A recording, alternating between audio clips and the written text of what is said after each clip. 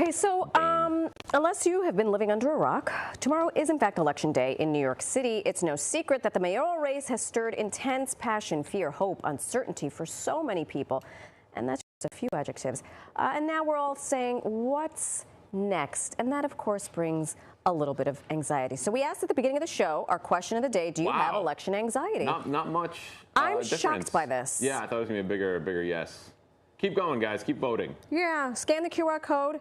This is a live poll. We will continue to check in with it throughout the course of the morning. Well, we have help. Joining us, the host of Pivot with Dr. Robi Ludwig. Welcome, please. Dr. Robi is here to talk about the anxiety that only 63% of people are facing right now.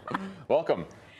Thank you for having me. I think we're all feeling the stress of politics, and sometimes people don't identify their stress.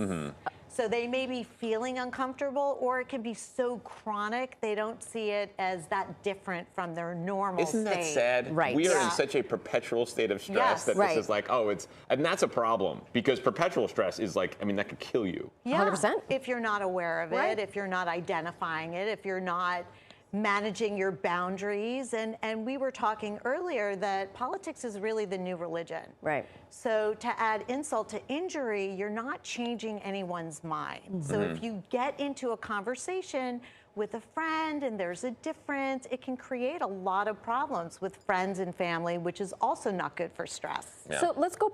I want to take a quick step back, because yes, we are all in this. Many of the people in my circle are perpetually anxious. How is that different than election political stress? Are they concentric circles, bisecting circles? Yeah, what's the Venn diagram? It's more of an existential stress. So when we have our own personal stress, there's something that's triggered. You know, we know what we're stressed about very often, but political stress is like omnipresent. So it's always there. And people tend to feel like they're not in control of their world. There's impending doom and gloom, a hopelessness. So it's more like, what's going to happen with the world? And people are more frightened, and it really affects the brain. So they're hyper vigilant about what's going on around them. And even if you discuss, like usually it's like, oh, good release is like, oh, just hang out with your friends, talk to your friends. Even if they're like-minded, you're kind of encouraging each other in one direction, but you're still stressing each other out. That's right. That's right. So you want to talk to people who can make you feel more comfortable or help you not to talk about it. Sometimes we need to put it aside. We need to not watch the news. We need to do something else, watch a movie, read a book, exercise. There's so many other things to do other than to focus on the news. If it's making you worse, I went away during the summer and I didn't look at my phone. It's great, right? And I was like, I wasn't hearing political news, and I was like, I feel like a new person. Yeah. But it's hard to escape. To do the detox, the electronic detox, I think helps, because social media, I mean, specifically this election is so driven by social media. I mean, now if you're a politician, if you're not a social media darling, you might as well pack up your campaign and go. And I think they have a special word for it, conflict entrepreneurialism. So a lot of what we're seeing online are people who are trying to get your attention. Some of it is not true. Some of it is. We need to do our due diligence there and understand it. But yeah, I mean, social media makes it feel like it's happening in our own homes, even if we don't see it with our own eyes. And it just ups the ante in terms of feeling angry and worried.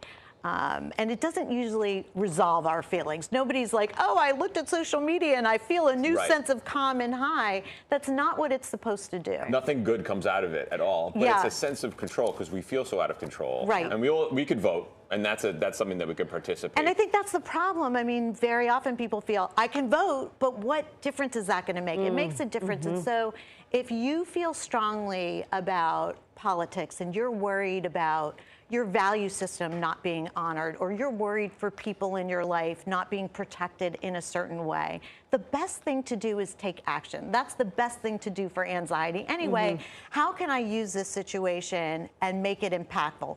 Join a grassroots movement. Get involved in politics or charity organizations that address the issue. Or even, I find that for me personally, it's charity in a completely different direction. That's right. Like, it's go feed a bunch of people Right. or help people with cerebral palsy or something like that's completely different than this, that you see like, oh, there's a whole other world out there. And be a force for good. There are people that want the world to be in a good place and don't channel it through these argumentative arguments that put us all on edge. Right. Yeah. I was on a walk yesterday and we saw house after house had different signs, and there was one sign that was not like the others. And it gave my fiance pause. And I said, but this is what it's supposed to be like. We are supposed to live. Our neighbors are not supposed to always agree with us.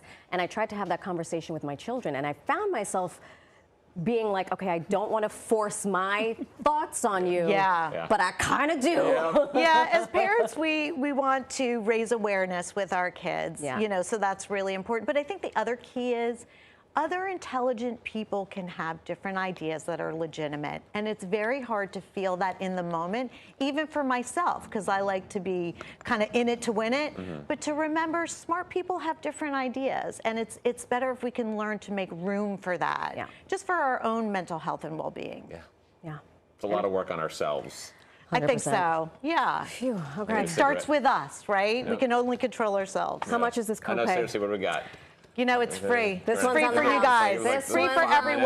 Yes. Oh my gosh, we always enjoy when you're here. So Thank insightful. you. Likewise. We Likewise. appreciate it. Thank you.